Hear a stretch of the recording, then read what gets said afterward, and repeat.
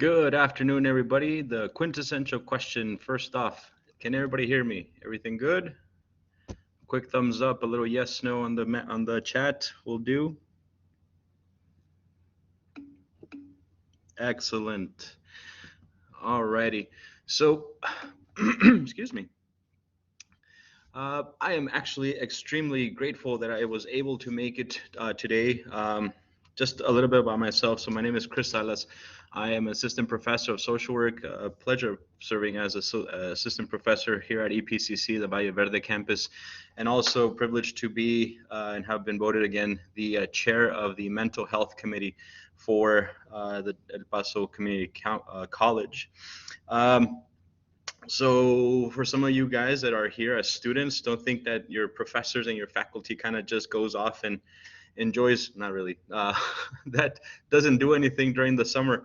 I'm actually in Pennsylvania right now, practicing what I preach. So I teach my students on, things about social work, how to go about practicing and in essence, helping people. And so I'm actually under contract with Johns Hopkins University right now, serving as a counselor for one of their summer camps, a residential camp here at Ursinus College in Collegeville, Pennsylvania. And so in essence, doing what I love doing and doing it and working with kiddos and a great team. But I stray from what I'm supposed to be doing. So first and foremost, I would like to acknowledge not only the great staff at Tejano Virtual Events for once again asking me to partake in this series, but also to the members of the El Paso Community College Mental Health Committee for the great work and the continuous work that they do. And hopefully in one of the upcoming series that we have with Tejano Virtual Events, we'll be able to show you guys the fruits of our labor. And at the end, and just like anything we do, to benefit the students, you guys, and so that you can see that the college in truly honest form does care about its students. So if you've been to one of my presentations before, you know I don't like calling any of the things that we talk about learning outcomes. I have enough of that in my 8 to 5 over with social work, with the student learning outcomes and such. I call it the spoilers. Right? Because right off the bat, I tell you, this is what we're going to talk about. So you guys get an idea. And like I've said it, I know I need to get a better joke. You kind of know this is going to be good or not right off the beginning. So we'll start off talking about what is anxiety, right? Getting down into the nitty gritty. What can cause test anxiety? The manifestations of test anxiety. In other words, how can it show in people, right? We're all different. We are not the same individuals. We all handle things differently, and therefore things present differently. We show our stress, our anxiety in different ways, shapes, or forms. And last but not least, how can we reduce test anxiety, which is, I'm sure, one of the main reasons why you all have come and joined us this afternoon. Alrighty, so let's get into it. What is anxiety? Before we get too much into it, I always like to start off with defining two key phrases, two key terms, that being mental health and mental illness.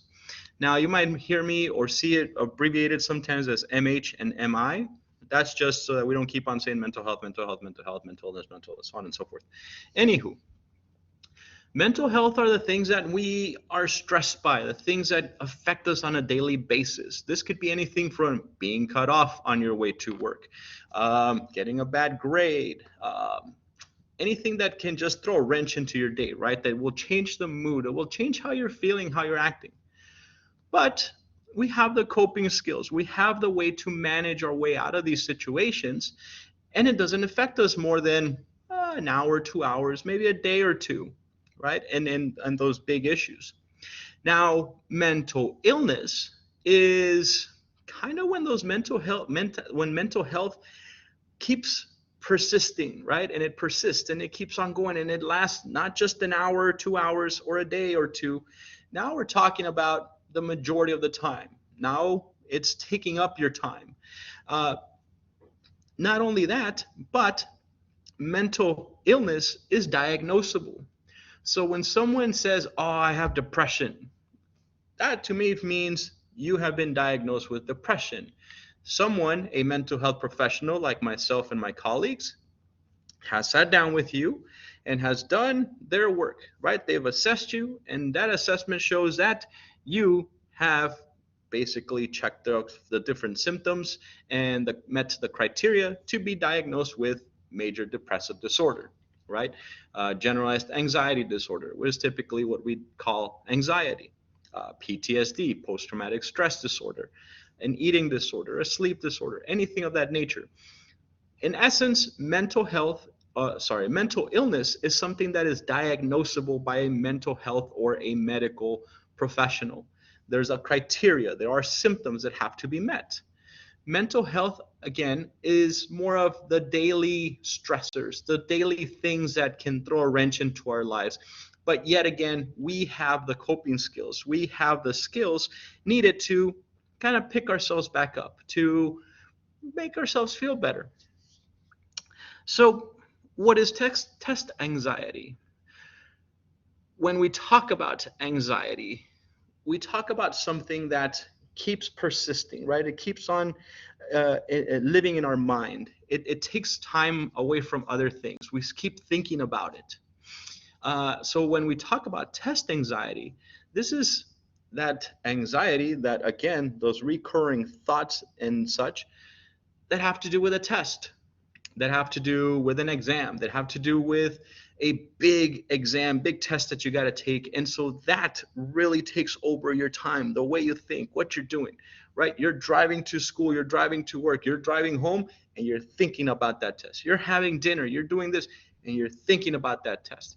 You might be taking a shower, you're thinking about this test, right? How important it is and how well you have to do it, and all these things that surround that main idea, that main concept of the test. Excuse me. So, but there we go. Sorry about that. So what may cause test anxiety? And again, we're different, right? So I want to preface all this with the statement that we are different. There's no cookie cutter answer. In other words, everything I mentioned basically from here on out may or may not be representative of how it affects you, or how it presents in you, or towards the end, how it can help you. How the things that I mentioned, some of the things I mentioned, you might be like, I've tried it, it doesn't work. So we are all different. The same with this. What causes it? Some people might be like, nope, not that. Nope, nope, nope, nope, nope. None of these things cause test anxiety in me. So again, just because I get those fancy letters at the end of my name and because I have the title doesn't mean that, oh, it has to be this way. No, we're all different. This all affects us differently. Therefore, this is kind of a very generalized statement, very generalized idea of what really causes and what really might help test anxiety. So I want to make sure that I really set that as a foundation for the rest of our time here together. So let's start off right off the top with what might really cause it is that fear of failure, right? Uh, if you don't do bad, it equals you're no good, right? So the grade that we have, we can equate it with our own value. In other words, if I were to get a C or a, whoa, that didn't work out as well as I planned it to. There we go. Sorry about that. So if we get a C, that means that we're a C. No, that just means that the grade that you obtained in that exam or that test was a C. But depending on how you grew up, depending on what you did in the past, that might be different. Maybe there was a time where a lot of pressure was put on you to get all A's, to get really good grades. And so that association of your value, your worth equals your grade, right? If you're an A student, wow, you're great. You are the best. You are number one. You. But we fail to see that that's just a grade. It's just a number. At the end of the day, will that open up doors? Yeah, it will. But at the same time, it's not our value, right? I always go back to that saying, what do they call a doctor that graduated with a C? A doctor, right? Now, you don't see doctors walking around with a letter of what they'd received. We might be a little bit more cautious as to who we allow to do surgery or do work on our eyes and our ears and our mouth if we saw what grade they got. Maybe, maybe not. But anyways, that's one of the things that might cause test anxiety is that association with whatever grade we get is kind of the grade that we get. So if I were to get a C in a test, I'm like, oh man, I got a C. Well, yes, I did obtain a C grade, but that doesn't make me a C person. The next one, the lack of preparation. Let's be honest.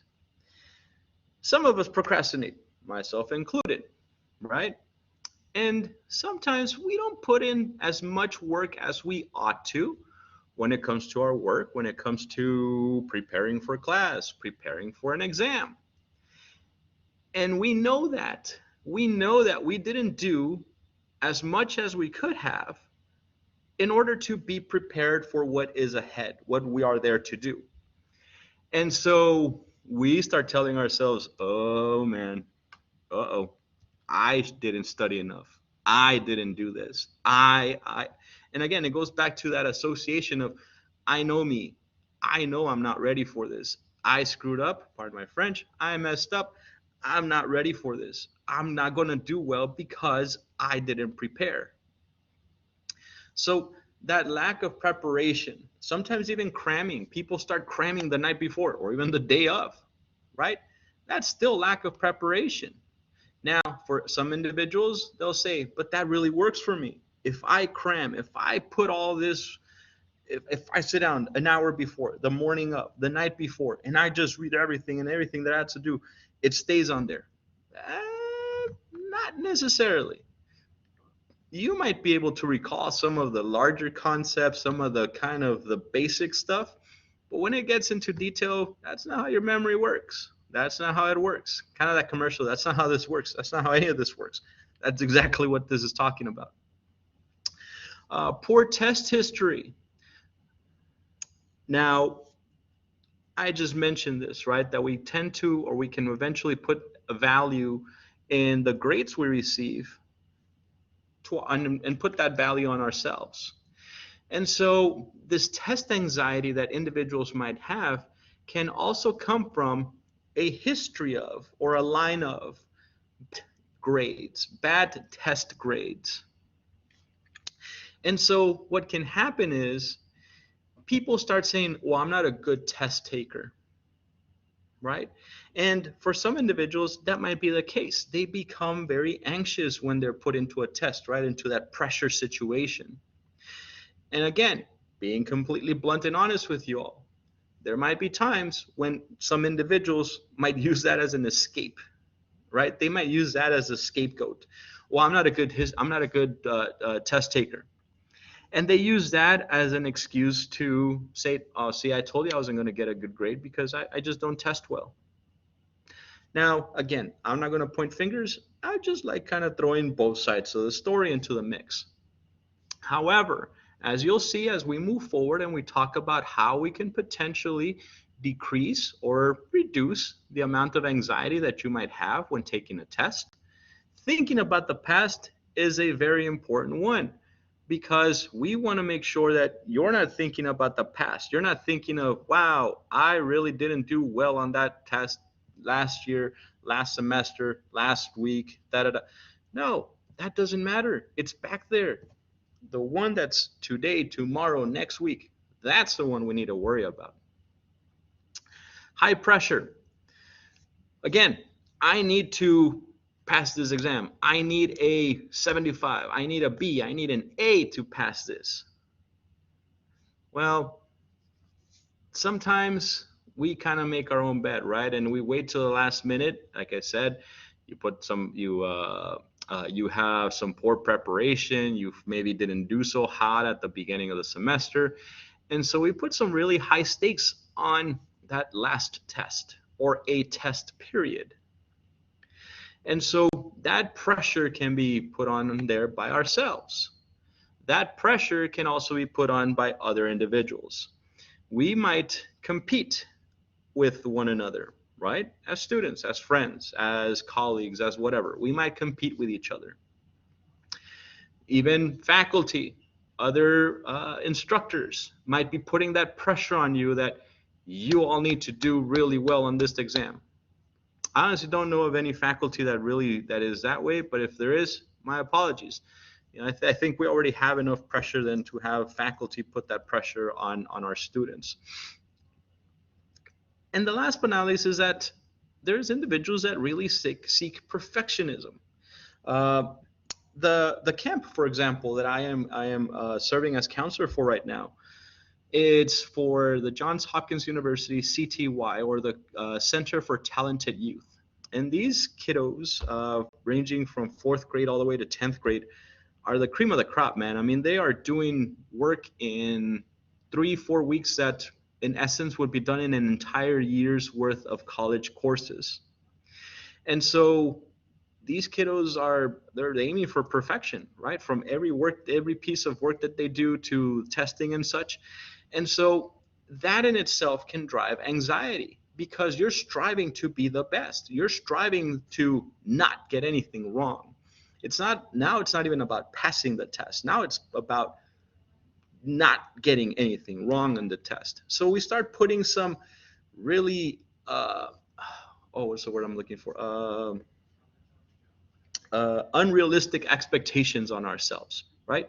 We know what we can do, but we want to do better. We want to do more. We want to be better than our neighbor, than the person next to us, than just what I did last week or the last semester or last test. I know I can do better, and I'm going to push myself to do better. So again, these are just some of the potential examples and potential reasons as to why individuals could potentially have or get test anxiety. So how can this manifest itself? In other words, how can we see if you are experiencing test anxiety? Well, first and foremost, let's talk of some of the physical effects of test anxiety. In other words, what can you be feeling physically that you might not usually associate with anxiety? And you might just be like, oh, it's just maybe because I didn't sleep, or maybe because I haven't eaten. But in reality, it is anxiety. And it's your body trying to tell you, hey, there's a stressor. There's something we're not good right now. Something is a little off.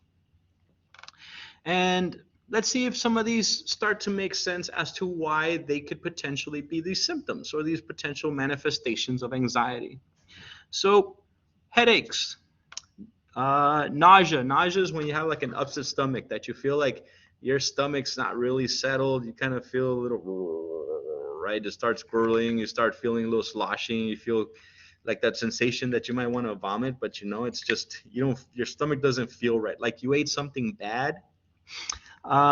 Lightheadedness, excessive, sorry, not really excessive seating. Sorry, it's excessive sweating. I don't know why it says seating. Whoops. Yeah, you don't seat excessively. Rapid heartbeat, feeling faint may induce panic attacks. We'll talk about this one here in a little bit. And irritability or anger.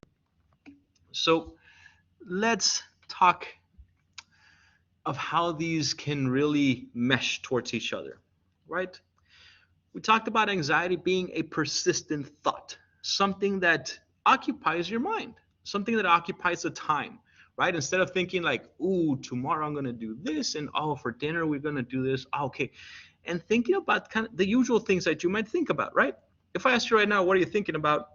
How about that? Tell me right now. In the chat, really quick, put in, what are you thinking about right now? And let's keep it G, or PG at least. What are we thinking about? Seating. I figured.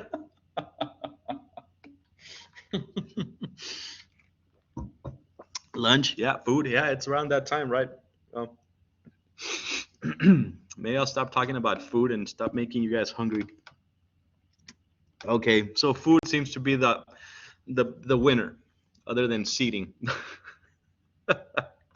Anywho, so that's typical, right? We want to have those thoughts. You guys might think like, no, I want to have food. I don't want to be thinking about food. I want to have food. But those are usual typical things that we think about. We don't want to be thinking about the test or this stressor, this thing that keeps on persisting and keeping the time of our head occupied. We want to think about regular things, right? Of what am I going to do today when I get home? How am I going to spend time with my kids, with the wife, with the family?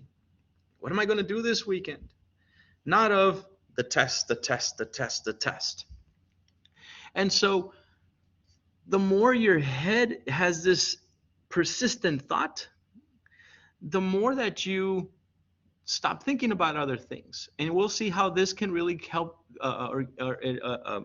See, I have presentation anxiety. No, um, we start taking up all that time, and so you stop thinking about your usual things, the typical things that you might think of. And so when we say that, oh, well, I can cram everything, well, no, because your mind is so occupied in thinking about the test that sometimes it's hard to concentrate. And that sense of concentration may make you frustrated because you're like, I just read this. Oh, I can't believe I can't think about it. Ah. And so you might become irritated. You might become angry. Um, if you've ever seen anything or heard anything about dreams and about sleep, uh, we talk about your REM sleep, right? The deep sleep, re-energizing, sorry, sleep. And so for that, you need a certain amount of hours, typically more than six, right? 6, 7, 8, depending on who you are. And so if you're not sleeping well, that might make you also irritable. That's going to cause you a sense of not being able to concentrate, can cause those headaches because you didn't rest. Sometimes, even because all this is going on in your head, when you start eating, your mind isn't really set for that, right? And you're causing all that turmoil within you that whatever you eat can really not settle in your stomach and cause that nausea, that upset kind of like, oh man, I shouldn't have eaten that. Right? So we see how all these things can really interconnect with each other. And we might think it has something to do with this, with that, that. But no, it all comes back to that anxiety that we might be having or might be experiencing. Now, again, will everybody experience this list right here? No. Could you eventually exhibit any of these? Yeah. Again, even the severity of some. For some people, it might be a slight headache, like, all right. For some, it might feel like it's a migraine. For some, you might not have nausea. You might just have like, ugh, and excuse me, you might burp it once, twice, and it's gone. For some people, it might even go all the way to vomiting. Lightheadedness. Some people can even faint from this. Think about it. Even rapid heart rate. If you're thinking about stuff and everything, and you can right? You're breathing heavier, your heart's working faster. That's what could lead to feeling lightheaded, what can cause you to faint. Um, and like we said down here, the second to last, this can even push you into a panic attack. And a panic attack, even though it is not a diagnosable condition, it is a system. It can be a symptom of anxiety, and even in addition to any other anxiety disorder, people can say da da da da with panic attacks. Now, panic attacks can last as short as a couple of minutes to a couple of hours, right? The duration can vary and the severity can vary. So people can, if you got put into the test scenario and you sit down and you look at it and you realize, oh my God, I don't know what the heck this test is about, you can go into a panic attack. But let's move on now to the cognitive manifestations. Whoops, there we go. There we go.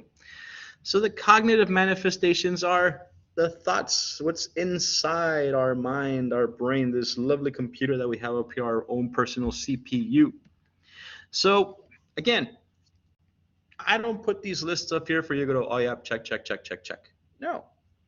because that in itself can actually cause you more anxiety. You're thinking, oh my God, I have that, right? You've gone that. You've seen those commercials at like 1 a.m, like, do you have blah, blah, blah, blah, blah, blah, blah. You're like, oh my God, I'm dying. No, don't do that. You're just going to give yourself more anxiety than you probably already have, or that you don't need. There's no need for it. Okay. So don't use this as a, oh my God. Again, this is what could happen. So feeling stress, well, duh, right? This anxiety can cause you to feel stress. We just talked about those unrealistic expectations, about we start thinking about the past. We start thinking about the pressure of this exam. All that is just stress that we bring upon ourselves. So again, we'll talk about more in more detail when we talk about how we can help reduce the anxiety itself. Fear. Again, we talk about the fear of failure, right? The fear that if we don't pass this exam, it's over. It's the end of the world. We're not going to be whatever we want it to be. Disappointment. This can be disappointed on ourselves, or even disappointment that can be brought on from the family. From how could you not pass that test? How could you not pass? What? Really? Another one? And so we don't want to disappoint people, and at the same time, we don't want to disappoint ourselves. Helplessness. We feel that we might cram. We studied as much as we could, but we still don't feel we're prepared for that exam, for that test. And so we get this sensation of helplessness, that I did everything I could. How? I don't know what else I could have done. I don't know what else I could do. I've done everything. I read the chapters 20 times already. I did this. Now, let me throw in something in here that it wasn't it. Can there be such a thing? And real quick on the chat, real quick. Can there be such a thing as over preparing? We talked about lack of preparation, but is there such a thing as over preparation for an exam or a test?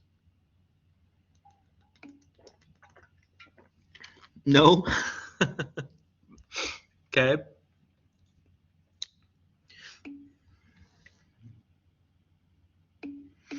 You can overthink it, doubt yourself. Definitely. Excuse me. So yeah, you can definitely over prepare. Now, some of your faculty professors might say like, no, there's no such thing.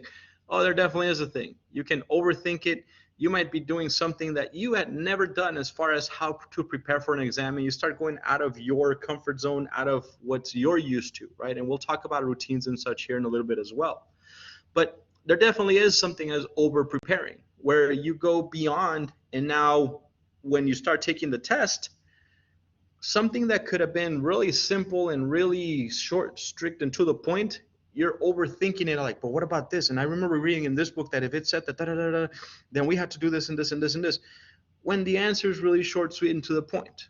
So there is a way of, or there can potentially be over preparation for an exam or a test. Now you might be like, oh, great, I don't have to prepare because I don't want to over prepare. No, that's not what I'm saying. Racing thoughts and negative thoughts, kind of in line what we were talking about. Racing thoughts is just your mind just goes ready, set, poof, go. And your thoughts start going all over the place. Think about not really disorganized thinking, because that's a whole different story, at least in my world. But your brain just takes off on you, right? And that can be thought as overthinking. The same with negative thoughts. Negative thoughts are when we start having, like it was mentioned in the chat, those doubts about ourselves. And when we start to really believe those expectations that we said are not going to be achieved, that we've set these really high expectations, these unrealistic expectations, and we know, or we feel that I'm not going to get there. I don't even know why. Why am I even trying? I don't even know why. I don't even know what I'm doing right now. Why am I going? And so we start creating those negative thoughts, and that negative thought starts to bring us down. The mind going blank and problems concentrating, just like we talked about right now. Imposter syndrome. Excuse me. So our mind, because of those racing thoughts and because of all the things that we are talking about and thinking about, well, we can't concentrate on the one thing that we're there to do. the test. Now you might be thinking, wait. But you just said that the issue with test anxiety is that you're thinking about the test. Yes. But now you're saying that we can concentrate on the test, the thing that we're there to do. Yes. But that's where it doesn't overlap. Your thoughts, the things that lead to test anxiety, is not the questions on the exam, the actual question on the exam, right? Or the test. The anxiety behind it comes from how you think you're going to do on that exam. Are you are you prepared well enough for the exam? How is this going to weigh into your future plans and all this? That's where the test anxiety is coming from, not from the actual question that you're reading right then and there. Now, can that potentially also lead to the anxiety? Heck yes. Because if you're reading an exam question and your mind is blank because you have thought about this over and over and over, and your mind's going through these thoughts of like, oh my God, I'm gonna fail this test and da da da. And now you're saying like, okay, let me package it all up and concentrate on this question right here. Some people can't do that. Most people can't, right? So, in essence, yes, all these, again, like I mentioned before, can they present in everybody? They most definitely can. To what extent, to what level, that varies on the individual. Here we go. All right, now for what everybody's here for, hopefully. How one can reduce test anxiety, right? So prior to the exam, be prepared. I know what final exams are next week or so, so use this time wisely. Take your time. Look at what maybe your deficits are. I tell this to our oldest son when practicing music, right? He'll hit the parts that he knows and he'll hit them like 20 times. It's like, oh, I know this. And I'm like, okay, great. You know that. But what about this change right here and this right here? Oh, well, I don't know that part. Okay, well, spend time on that part, not the stuff you know. Practice and do the things that you are not good at, the things that you know you're like, I'm still iffy about this part, right? You're taking a math class. Look at the equations that you're not particularly sure of. Look at the concepts that you are not particularly sure of. I'm sure you got the addition, the multiplication, the addition, subtraction, all that stuff. I'm sure maybe the quadratic equation, maybe you know the Pythagoras theorem, you know this. Okay, but when it comes to like volume, when it comes to the quadratic equation, when it comes to all these others, that's where it gets iffy. And practice that. You don't have to go back and reinvent the wheel and go like, oh, 2 + 2 is 4. Oh, okay, now I know. No, you knew that from the beginning. What is, I'm not even going to try and I'm going to do the easy one. A squared plus B squared equals C squared, right? Pythagoras theorem. Yeah, I learned something in math. Just kidding. Anyways, go back and review the things that you are not too solid about. Study effectively. You, of all people, know your limit, right? Having worked in mental health, I can tell you that I know how much time I had to give to each of my patients when it came to the sessions that I did with them. And there is no way in heck that I would have scheduled an hour-long session with maybe a kiddo that had ADHD or had been diagnosed with ADHD. I knew that I could probably do 30 minutes, and after that, it's like, everything I said was out there somewhere in space, but except up here in the little mind where I was trying to get it to. I understand that, and I'm sure everybody understands that we all wear multiple hats, right? I understand that you are parents, that you are caregivers, you are employees, you are students, and we all wear multiple hats. Case in point, right now, I went to our site director and I'm like, hey, I'm going to be out for about an hour. Is that like, yeah, man, that's fine. That's great. I had to take off my Johns Hopkins hat off, put on my EPCC hat on real quick. But it's about juggling. It's about knowing that these things are coming up. So let's say if you have an exam next Tuesday. You have what? Saturday, Sunday, Monday, and a day off. I would leave the Tuesday to not do anything or maybe just review very slightly. These first 3 days, Saturday, Sunday, Monday, and I know you're like, but it's Saturday. I know, but it's just one Saturday. You'll survive. It's going to be okay. Believe me. Set it up. If you need to take some time away, set it up so that maybe, while your so-and-so and whoever, your significant other, your parents, your this, your whatever, they're away, use that time wisely. Use that time to concentrate and do what you need to do. But it's because we're going to go to the movies. Well, you can watch the movie another time. Use that hour and a half, 2 hours, 3 hours to buckle down. Since the house is nice and quiet, do what you got to do. Then go enjoy time with your family. But I got church. Okay, I'm probably going to get sacked by this. Diosito can understand if you didn't go to church because you needed to go pass that test. Besides, it's not just about going to church, it's about doing what they tell you to do in church. That's just me, but that's for a different story. Anyways, and no, please, sorry. I mean no disrespect. By no means of imagination. I'm just trying to make sure that you understand. Carve out some time, sit down in the morning with coffee and donuts and and bread and your chilaquiles and everything, and start like kind of just reviewing one of the chapters that you got to do. Use your time wisely. Take care of yourself, your mind, body, and soul. I'm not trying to be here like a healer and everything, but when we talk about your body, what you put in it is what you're going to get out. So you're putting a bunch of junk in, you're going to get a bunch of junk out. That's a really dumb analogy, but that's what I came up with right now. Eat healthy. Try and eat good stuff before the test. Hopefully all the time, but before the test. It'll get your mind in a good place. Try and get some rest. Don't try not to stay up till 4 in the morning before the test or this next 3 days or next 2 days, whenever your test is, and cram. No. Now, again, I get it. I know that some of you work this weekend. I know that some of you have other responsibilities and other duties. I get it, but be mindful of the time that you do have to yourself, right? If you work and you have some time off on your lunch break, take out your phone, go through some of your notes, take your binder, take something. As you're eating, review, do some stuff. Again, be effective. Don't put all this pressure on you till the last moment, or get home from an 8-hour, 10-hour, 12-hour shift and then study 12 hours after that, or 6 or 5 or whatever hours after that. Think again back to what we were talking about. Pick the things that you might not know so well and hit those hard.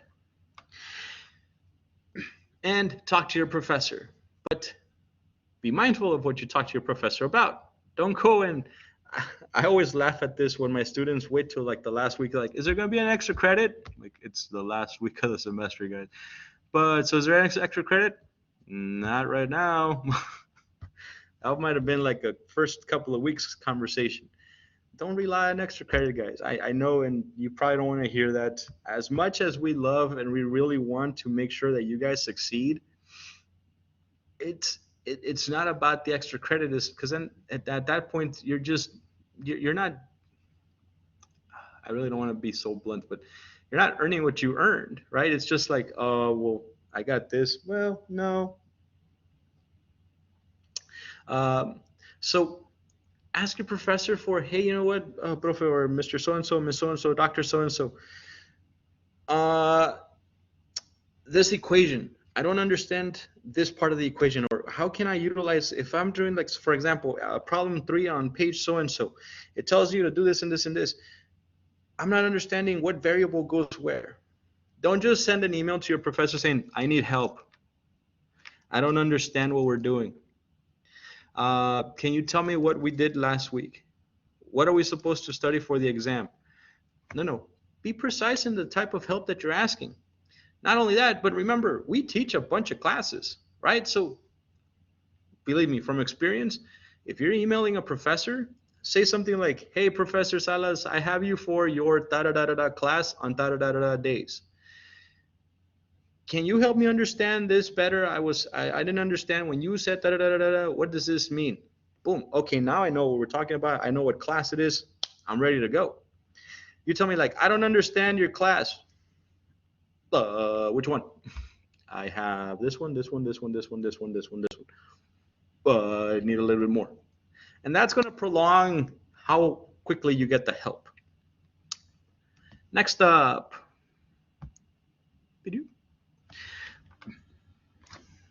So right before the exam, let me try and make this a little bit bigger without expanding it too much. Yep, like that.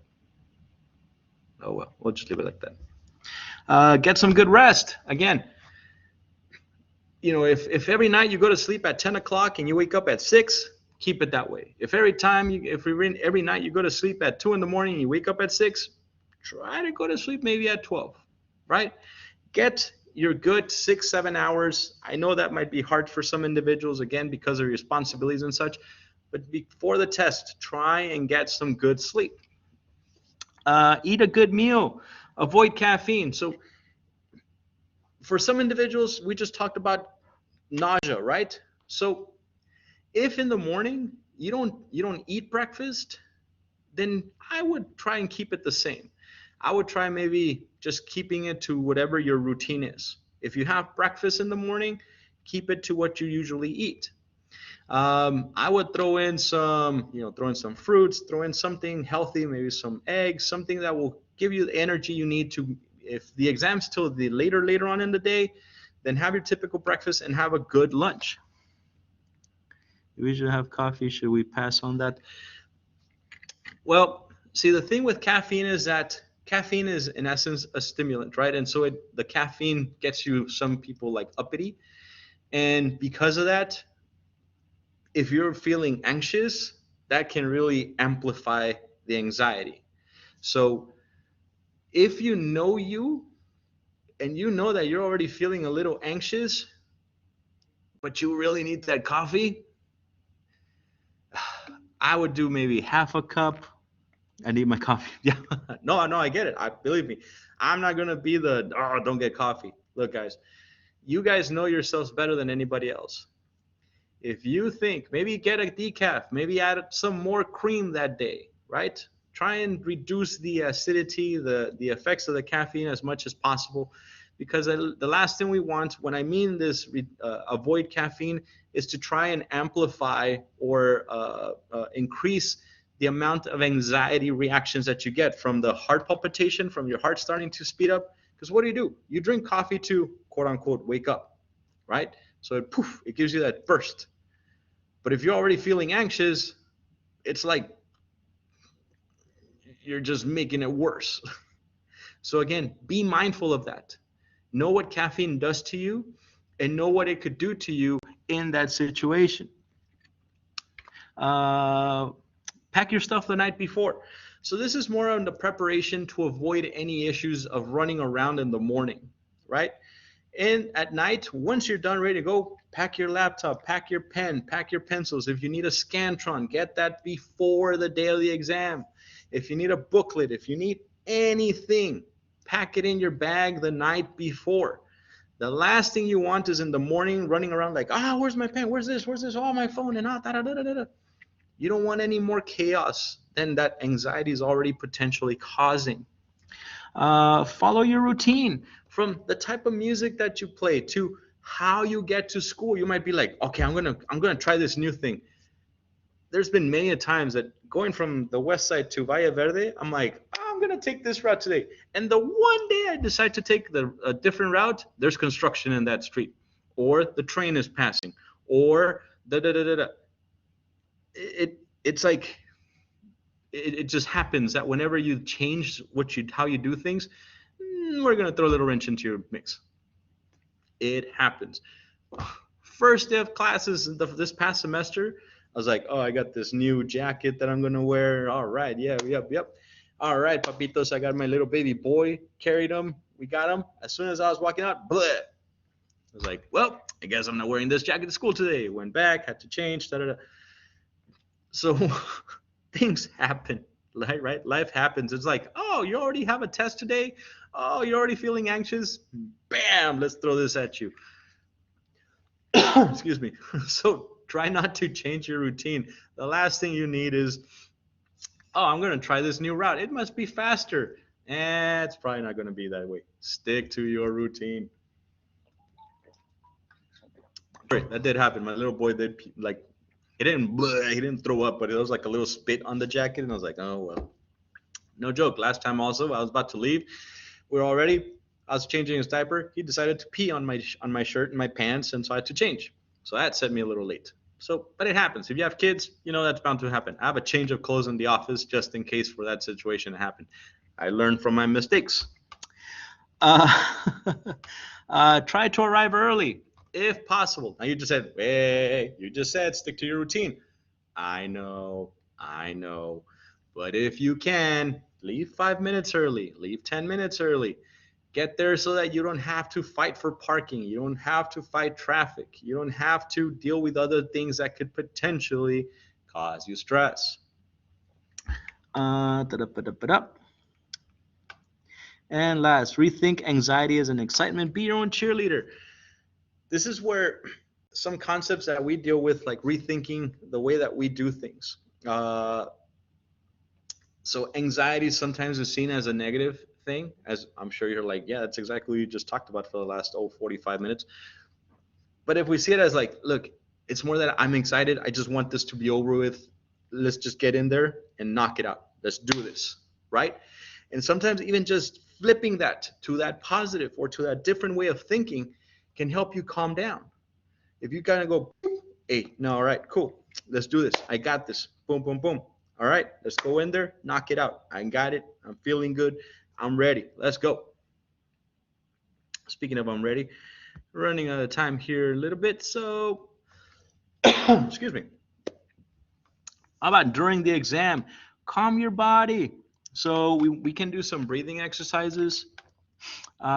We can do some tense and release and some stretches. So what this looks like. And again, don't worry about what other people are thinking. Stick to your own lane. Do what you do. So you sit down, right? You get to the class, maybe outside, and you're kind of like, oh man, okay, I got it. Take some deep breaths. What happens when you physiologically, what happens to you is when you take deep breaths and you do that deep breathing, don't do like, because now you're going to hyperventilate. Take your time.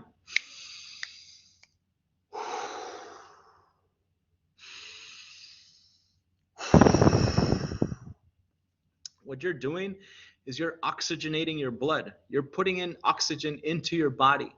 And sometimes when you take in all that air and you start feeling tingly, in essence, what you're doing is you're getting a natural high because all that oxygen is going to your extremities, right? It's going to your fingertips. It's going to every part of your body, but first your fingertips, your toes, even your head. That's why when you take breaths, you maybe get a little lightheaded because you're oxygenating your blood faster than when you do your regular breaths.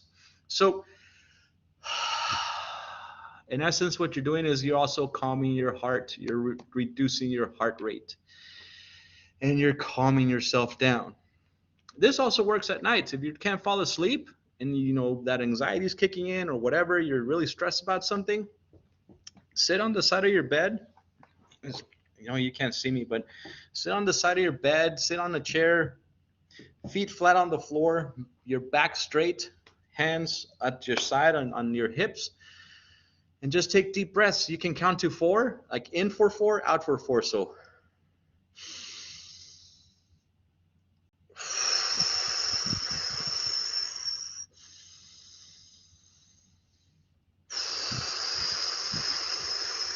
and you can do that over and over again, and you'll see that you're like, woo, you start feeling a little bit good, lay back down, and you're nice asleep.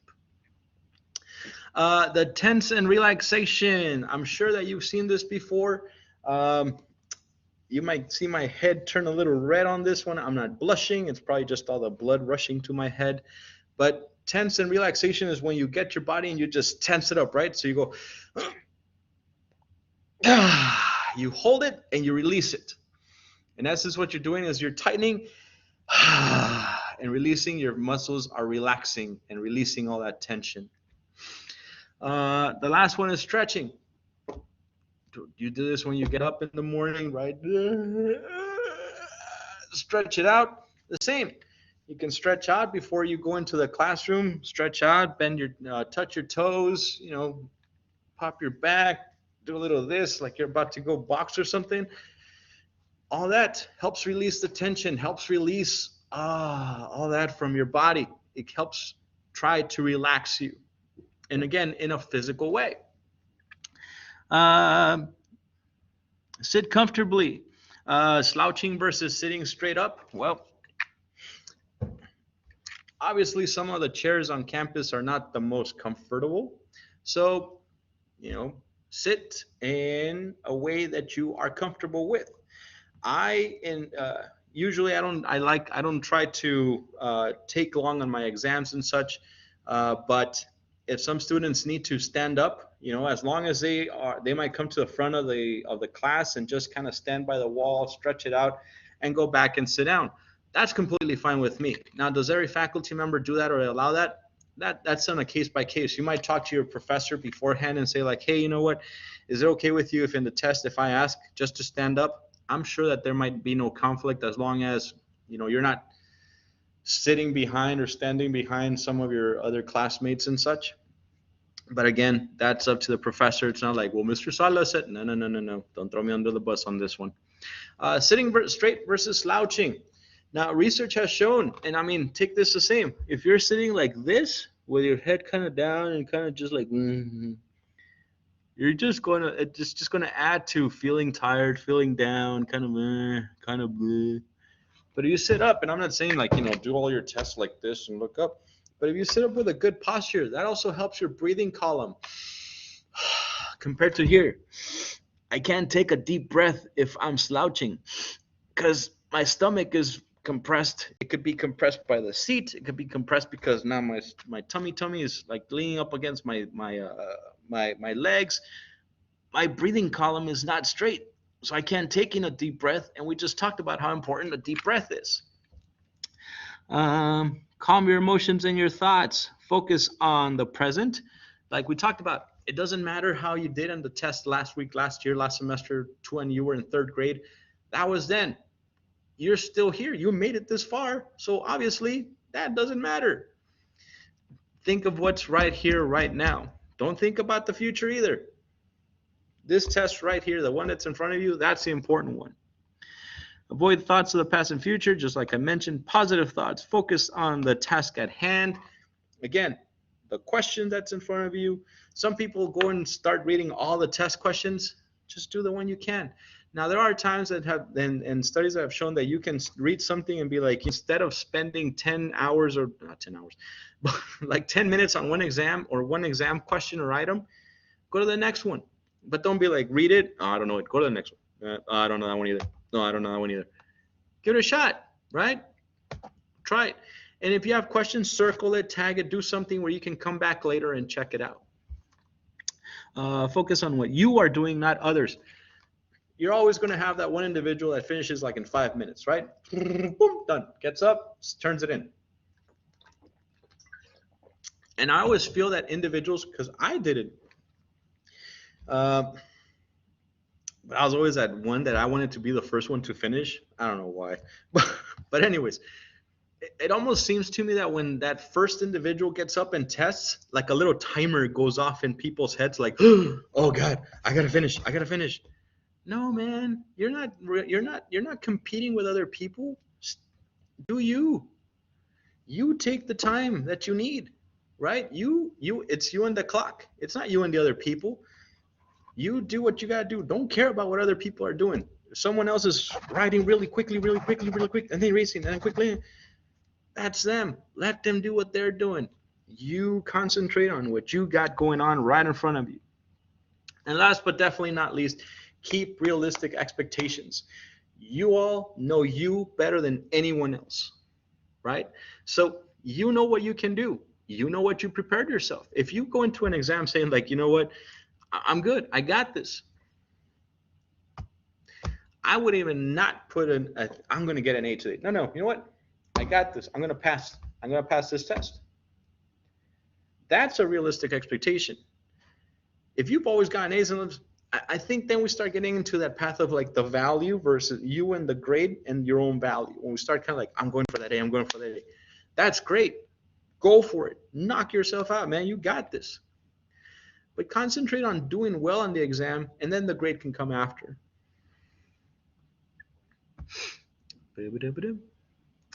So I know we're almost done, and I'm almost done here, but I wanted to give you a little self-disclosure about testing on from my end.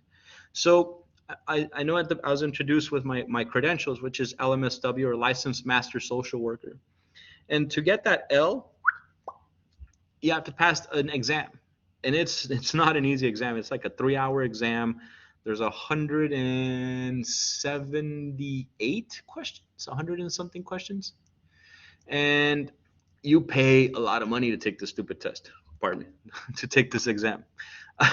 And I remember when I was finishing my master's, they brought in this guy that Dr. I'm not even going to mention his name, Dr. So-and-so. And not that he's a bad person, great person, but he comes in and tells us we paid, I think, almost like $200 for this 2-day seminar. Now I was like 90 something. It's still a lot of money, right? For as a student, for them to tell us about how the test is structured and how the questions are put together. And this gentleman worked as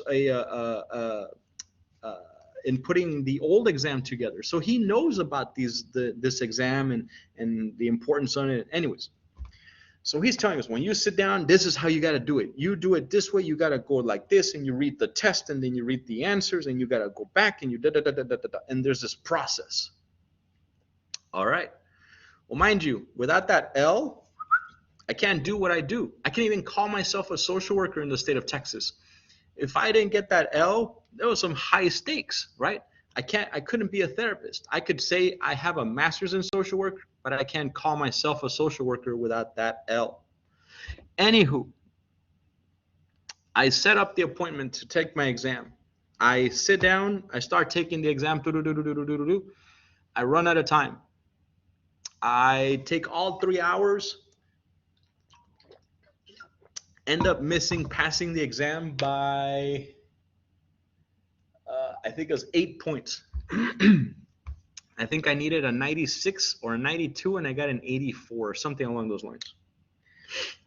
Anyways, I was very depressed, like not depressed. I was very sad and very kind of frustrated, because that's a lot of money, and I would have to pay again to retake the test. So I went back and I'm like, what the heck happened? Like, I know this stuff, but I took the test the way they told me to take it, now how I take tests. So I paid my $400 some odd to retake the exam. I sat in there. I'm like, you know what? Forget this. I know this stuff. I'm going to take this test like I take tests. And I did. I went through all 170 some odd questions and still had half an hour left over. I went back, checked some. I'm like, I changed my answer, did whatever. Boom. Passed the exam with flying colors. This time I got 126, 127, something like that. And I only needed 92 to pass. So I rocked it. Moral of the story is, do what you know is best for you. Do what you know is going to work for you. Not what I'm telling you, because again, all this might be great for me, for the person over here, for the person over there. But if you're like, but I've done it this way and it's done well for me, go for it. Go for it. Now, if your takeaway from here is, oh, I need to do this in order to do this better. Oh, I didn't know the breathing part, or about the caffeine. Excellent. If you can take one little thing out of what we talked about today, I've done my job. Again, I'm not here to tell you, oh, this is how you do this and this is what you do, blah, blah, blah, blah, blah, blah, blah. No. So I leave you with some words of wisdom. First, from Master Yoda. Do or do not. There is no try. Right? Just do it. Right? I always tell our oldest son, Nike it, man. Just do it. Well, mom, no. Nike it. Just do it. Man, I should have put Nike in here as well. Anyways, do or do not. There is no try. I'm going to try to. No. Just do it. Try. End up doing this or don't do it. Do it this way or don't do it that way. Just do it.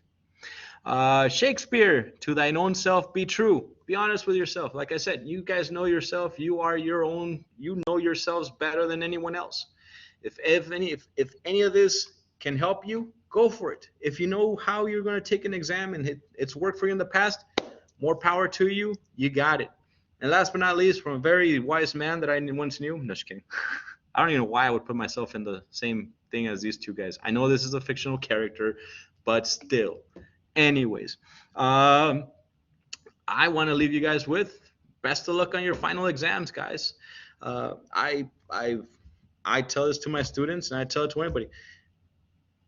You have a great resource in the tutors, in the programs that are available at EPCC. Take advantage of them, guys, from the people that help out and provide tutoring to the support staff, to your professors, to anyone and everyone that's there to assist you.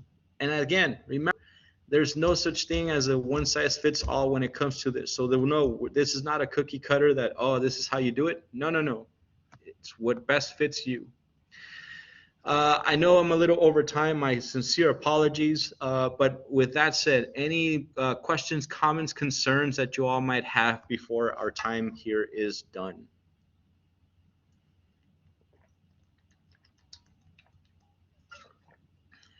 Is there any questions for Mr. Salas?